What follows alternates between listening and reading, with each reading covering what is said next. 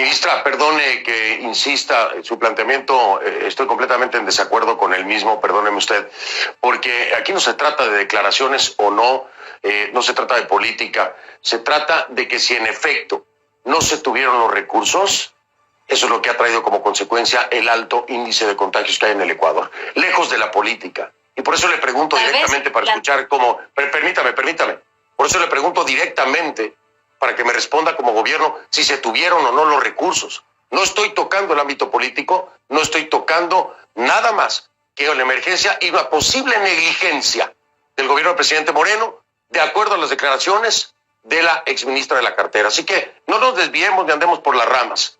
Aquí le pregunto yo, dice ella, no tuvieron los recursos suficientes. Incluso menciona que no estaba de acuerdo en que se le impusieran funcionarios sin conocimiento. Esto no tiene nada que ver con ámbito político. Si son dos realidades que se comprueban, ese es el resultado, la negligencia de lo que hoy están viviendo los ecuatorianos. Así que perdóneme, ministra, su respuesta no me convence y creo que los ecuatorianos tampoco. ¿Podría ser más clara? ¿Hubo o no los recursos y hay o no imposición de funcionarios que no tienen conocimiento del tema? Mire, probablemente usted puede insistir sobre este tema y concentrarse en las declaraciones porque ese es su trabajo. El nuestro es enfrentar la crisis y es tomar decisiones. Y quiero comentarle con montos el tema al que se ha referido, que es el tema de la inversión en salud. El año pasado, el año 2019, por fuera del tema de los sueldos, de los salarios, de los médicos, porque en esa materia el Ecuador invierte más o menos 3.000 millones de dólares cada año. Por fuera de eso, las inversiones del Plan Anual de Inversiones ejecutadas entre enero y febrero del año 2019 alcanzaron 90 millones de dólares. En el año 2020, ese mismo rubro, esa misma partida presupuestaria, significó 135 millones de dólares en números cerrados, aproximadamente. Eso es un incremento de casi el 40% de la inversión comparado con el año pasado. Si usted me pregunta si esto es suficiente, yo le diría que no. Ningún país ha tenido recursos suficientes, ni materiales ni humanos, para enfrentar esta crisis. Pasó en Asia, está pasando en Europa, está pasando en Estados Unidos, va a pasar en América Latina. Es la característica de esta pandemia. Por supuesto, lo que pasa con esta pandemia, con la velocidad del contagio, con el porcentaje de personas que requieren atención especializada, lo que pasa es que desbordan los sistemas de salud pública. Entonces, no hay declaración que valga, no hay disputa política, no es irse por las ramas, es enfrentar la realidad en toda su dimensión. Y si es que usted dice que enfrentar esta pandemia es un problema de negligencia, pues este es un problema que estamos enfrentando 120 países en el mundo. Esa es la realidad. Claro, de la pandemia. Y le digo algo, la realidad de la pandemia, perdón usted, ministra, la realidad de la pandemia es esa, por supuesto que sí, pero le voy a decir una cosa. Hay gobiernos que han logrado actuar a tiempo y que tienen bajos índices de contagio. No así el Ecuador. No se trata de política, se trata de eficiencia, de eficacia. Aquí mismo en los Estados Unidos, el presidente Donald Trump no cumplió con lo que se debía haber cumplido para evitar que hoy y que próximamente Estados Unidos pueda ser el epicentro en el continente. Pero Ecuador no se queda muy atrás, después de Brasil. Entonces explíqueme, por favor, ministra, cuál es la diferencia de un país que ha logrado mantener los índices de contagio bajos y el Ecuador no. No es un tema de política, es un tema de conocimiento, es un tema de buena aplicación de los recursos y es un tema de reacción inmediata. ¿O me va a decir que también eso es un tema de política? Es mucho más que eso. Es parte de lo que usted dice, pero es mucho más que eso y permítame también hacer algunas comparaciones como usted las está haciendo en este momento. Hay que mirar no solamente la política pública, el sistema de salud, sino la respuesta de la población. La respuesta de la población es muy importante. Creo que es difícil comparar la disciplina, la lógica que tiene la población en China, en Singapur, en Corea del Sur, la forma en la que esa población se relaciona con sus gobiernos y lo que pasa en los gobiernos de América Latina, o la dinámica y el comportamiento social que tenemos en Italia o en España o en América Latina. Todavía es pronto para hacer evaluaciones. Quiero insistir sobre eso. Es pronto para hacer evaluaciones. Estamos enfrentando la crisis. Estamos tomando decisiones. Ministra, pero está usted responsabilizando... No, es que perdóneme. ¿Está usted responsabilizando a la población? ¿Es lo que me está diciendo? No, permítame. Estoy haciendo una reflexión. Le estoy dando la oportunidad de aclarar porque se entendió como que estaba responsabilizando el comportamiento de la población. Pongamos un cronómetro para este debate. No me parece. Yo hago las preguntas y repregunto cuando considero. Aquí no pongo cronómetro. Escuche usted lo que le digo. Escuche lo que le digo. Me parece que es oportuno hacerle la pregunta. Le voy a explicar por qué, ya que no lo entendió. Porque le doy la oportunidad de aclarar que no está culpando a la población. Si usted quiere, no le repregunto, lo dejamos ahí y que interpreten que está acusando a la población. Entonces, le pido, ministra, que no se sienta todo el tiempo atacada. Le estoy dando un espacio porque se entendió que usted hablaba como parte de esa culpa el comportamiento de los ecuatorianos. Y no creo que caiga bien. ¿Puede aclararlo, por favor?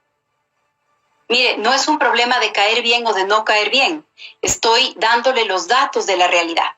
El gobierno decidió un toque de queda, un bloqueo, una prohibición de salida de los hogares, porque esa es la medida más efectiva que se ha aprobado en todos los países.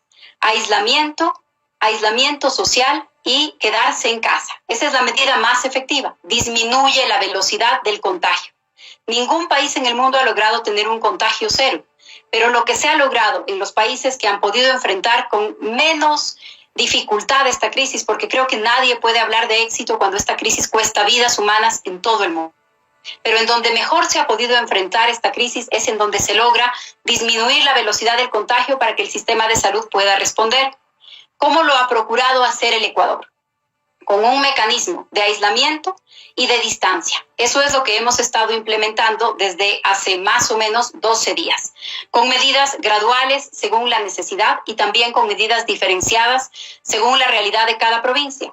Hasta hace 2 días, el número de personas detenidas por incumplir las medidas del gobierno creció con más velocidad que el número de personas contagiadas. Por eso de ninguna manera me refiero a un prejuicio o a un culpar a alguien, porque además no se trata de culpar a nadie. Nadie contrae una enfermedad o se pone en riesgo queriendo hacerlo a propósito. Pero claro que se puede identificar cuál es el comportamiento de una población o cuál es el comportamiento de una sociedad, y le estoy dando de nuevo un dato concreto. De acuerdo, estoy completamente de acuerdo con usted, ministra, y de hecho, en este programa he llamado la atención a toda la gente irresponsable y absurda que no entiende que debe colaborar porque estamos todos montados en el mismo paquete. Y si no todos nos ayudamos, todos nos hundimos. Eso es claro.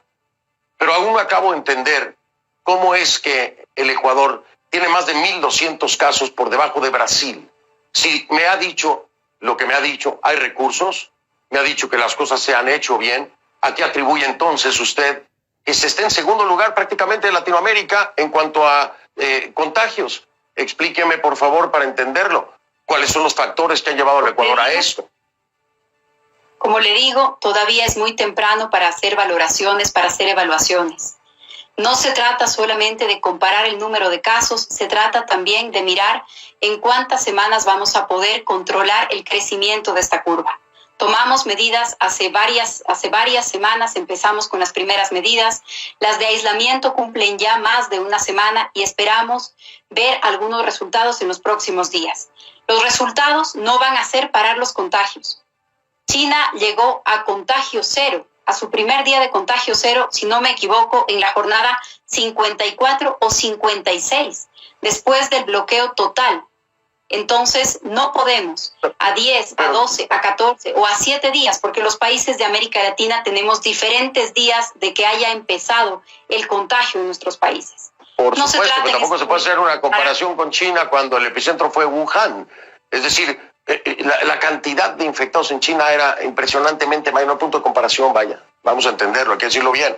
Entonces se llegó al contagio cero en el 54, obviamente, pero con el volumen de contagios, también, ministra, nos salimos de contexto. Déjeme avanzar en otro tema que está preocupando a la población. Es el tema de los cuerpos. Desgraciadamente, se están llorando a muchos ecuatorianos y este tema también es delicado en cuanto a contagio. ¿Qué se está haciendo con los cuerpos? De acuerdo a la información, deberían de cremarse. Están logrando acordar con empresas privadas para hacer esto. La gente tiene que pagar por estos servicios o el gobierno está tomando esa responsabilidad. Primero, en mi respuesta anterior, yo no me refería al número de personas contagiadas, sino al tiempo en el que se logra llevar a cero el contagio y a las medidas radicales que eso impone. ¿Toma más tiempo de acuerdo al número de personas?